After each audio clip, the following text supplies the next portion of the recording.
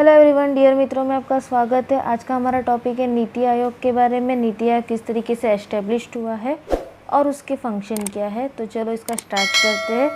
नीति आयोग को जानने से पहले हम लोग इसका पहले का कुछ पास्ट देख लेते हैं कि नीति आयोग के पहले हम लोग के कंट्री में कौन सी चीज़ चल रही थी। हम लोग को ये पता है कि हमारे कंट्री में प्लानिंग कमीशन सेटअप हुई थी मार्च 1950 से, और उन्होंने वहाँ से वर्किंग करना चालू किया था। प्लानिंग कमीशन कौन था? तो हम लोग की कंट्री को डेवलप कंट्री बनाने के लिए जो प्लान करते रहते हैं, हर 5 ईयर्स का जो प्लान होता रहता है उसको हम लोग प्लानिंग कमीशन बोलते हैं। इन लोग करते क्या है, तो हर साल उन लोग देखते हैं कि किस तरीके की चेंजेस लेके आने ज़रूरी है, कितना रिसोर्स चाहिए, कितना मैन पावर प्लानिंग चाहिए, हम लोग की इकोनॉमी को आगे किस तरीके से बढ़ा, और उस हिसाब से हम लोग प्लान करते हैं और उस हिसाब से चलवाते हैं पूरे कंट्री को। उसको हम लोग प्लानिंग कमीशन बोलते हैं। ओके, तो हम लोग का जब 1950 में पहला प्लानिंग कमीशन सेटअप हुआ था, उन्होंने प्लान बनाया था। उस टाइम पे हमारी इकोनॉमी और मैन पावर प्लानिंग इतनी अच्छी नहीं थी। उसी के साथ साथ लोगों की मेंटेलिटी जो थी वो थोड़ी सी ट्रेडिशनल सोसाइटी की थी, मतलब लोग ज़्यादा खुल के नहीं सोच पा रहे थे। और ये सब होने के बावजूद, लो लाइफ एक्सपेक्टेंसी होने के बावजूद, लो लिटरेसी रेट होने के बावजूद भी कंट्री कोशिश कर रही थी प्लान को आगे बढ़ाने की।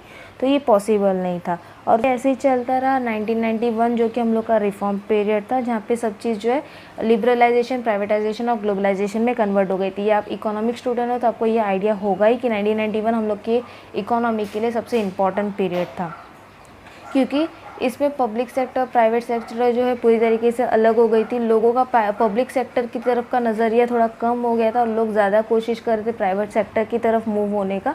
क्यों? क्योंकि ग्लोबलाइजेशन जो है वो ज़्यादा बढ़ने लग गया था और लोगों को पैसों की ज़्यादा उम्मीद लगने लगी थी। अब प्राइवेटाइजेशन ज़्यादा बढ़ने की वजह से यहाँ पे पॉलिटिक्स के अंदर ज़्यादा पैसे आने लगे और लोग पॉलिटिक्स का जो है वो अच्छा खासा फ़ायदा उठाने लगे। लोग पॉलिटिक्स के अंदर ही पैसे यूज़ करने लगे। तो इसकी वजह से प्लानिंग कमीशन जो है वो यूज़लेस हो गया। मतलब वो प्लान तो कर रहा था लेकिन उस प्लान को काम कैसे लेके आना है वो किसी को कुछ पता नहीं था, और सारा का सारा पैसा जो है पॉलिटिक्स के अंदर जाता रहा। 2-3 बार इसको कोशिश करने का मतलब चेंज करने की कोशिश की, लेकिन फिर भी कुछ फ़ायदा हुआ नहीं। इसकी वजह से गवर्नमेंट ने नीति आयोग करके नया प्लान सेटअप किया। अब नीति आयोग होता क्या है? तो सबसे पहले मैं आपको फुल फॉर्म बताती हूँ। नीति आयोग का मतलब होता है national institution for transforming India. ऐसा इंस्टीट्यूशन जो इंडिया को ट्रांसफॉर्म कर सके। ये चालू हुआ था जनवरी 1, 2015 से। इनके अंदर इनकी मेन पॉलिसी थी think tank of the government. Think tank का मतलब सोचो और काम करो। ओके, मतलब हर चीज़ नई नई जो है वो इन्वेंट करो। इन्वेंट करने के बाद उसका रिजल्ट क्या आता है वो भी देखो और उस हिसाब से अपने काम को चलाते जाओ। और इनका मेन एम था सस्टेनेबल डेवलपमेंट को अचीव करना। सस्टेनेबल डेवलपमेंट का मतलब अभी सबको पता ही होगा, जो भी हम लोग के रिसोर्सेज हम लोग के पास अवेलेबल है उसको अच्छे खासे तरीके से यूज़ करो ताकि हम लोग की फ्यूचर जनरेशन जो है वो भी इसको यूज़ कर सके। ओके, इसके अंदर 3 चीज़ें इंक्लूड है। सबसे पहला 15 ईयर्स रोड मैप, यानी उन्होंने 15 साल का मैप पहले से डिसाइड कर लिया कि किस तरीके से इंडिया को आगे लेके जाना है। फिर सेकंड है 7 ईयर विजन स्ट्रेटजी, हम लोग की एक लंबी 7 ईयर्स की स्ट्रेटजी बनाई है। और थर्ड एक्शन प्लान, यानी ये स्ट्रेटजी को अभी एक्शन में किस तरीके से लेके आना है वो। Okay, it has been said that 65-year-old planning commission had become a redundant organization. It was relevant in command economic structure but not any longer.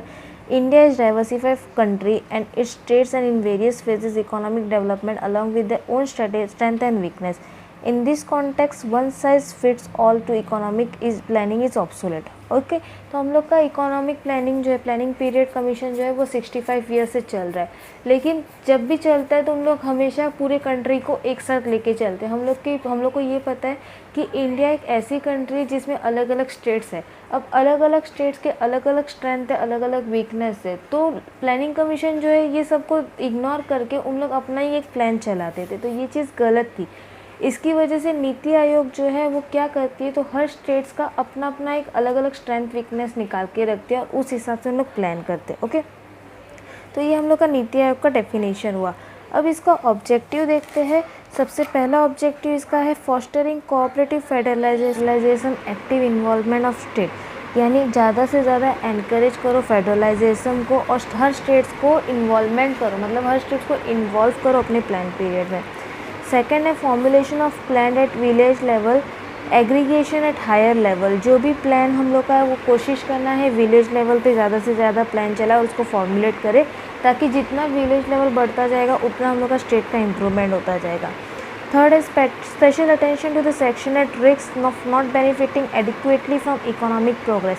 जो सोसाइटी के पास जो सेक्शन एकदम हाई रिस्क पे है उनके ऊपर ज़्यादा ध्यान दो, और उनको पैसे इन लोग की इकोनॉमिक प्रोग्रेस क्यों नहीं हो रही है वो चेक करते उनको आगे बढ़ाने की कोशिश करो। फोर्थ है economic policy that incorporates national security interest. ऐसी इकोनॉमिक पॉलिसी बनाओ जो सिक्योरिटी को हाई पोजीशन पे रखे, सिक्योरिटी को जज करे। फिफ्थ हम लोग का है feedback for constant innovative improvement. जितना हम लोगों ने इम्प्रूवमेंट किया, जितनी नई चीज़ें लेके उसका बार बार फीडबैक लेते रहो, ताकि उसमें कुछ प्रॉब्लम है तो हम लोग उसको पहले ही सुधार सके अर्ली स्टेज पे। सिक्स हम लोग का पॉइंट है partnership with national and international think tank. जो भी हम लोग का नेशनल इंटरनेशनल थिंक टैंक होंगे, थिंक टैंक का मतलब ऐसे लोग जो नई नई चीज़ें लेके आएंगे, जो अलग अलग तरीके से सोचते रहेंगे, तो उनके साथ पार्टनरशिप करो ताकि हम लोग को नई चीज़ों के साथ यूज़ करने का फ़ायदा मिलता जाए।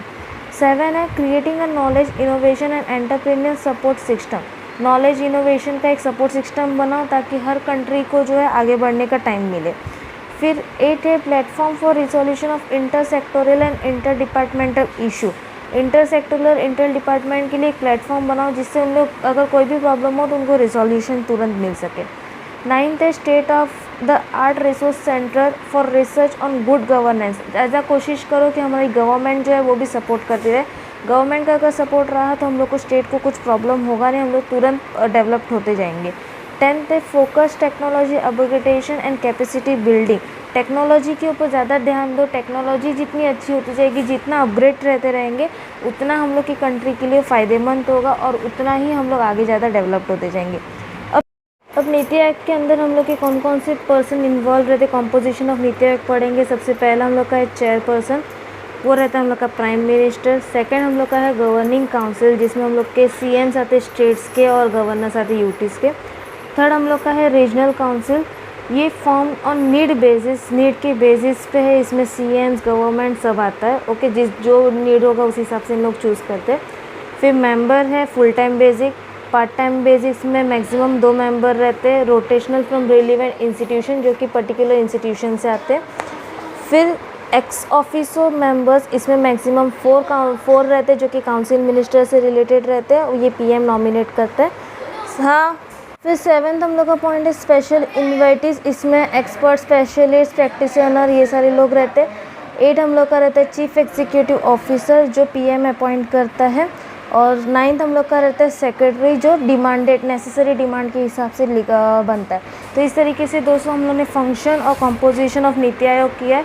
अगर आपको इसमें कुछ प्रॉब्लम हो तो आप कमेंट सेक्शन में जाके मेरे से पूछ सकते हैं। इसके शॉर्ट नोट मैं इंस्टाग्राम में प्रोवाइड कर दूंगी। और अगर आपको ये मेरा वीडियो अच्छा लगा तो इसको शेयर करना ना भूलिएगा। Thank you so much. Real मित्रों को इसी तरीके से पसंद करिएगा और अपने दोस्तों के साथ शेयर करते रहिएगा।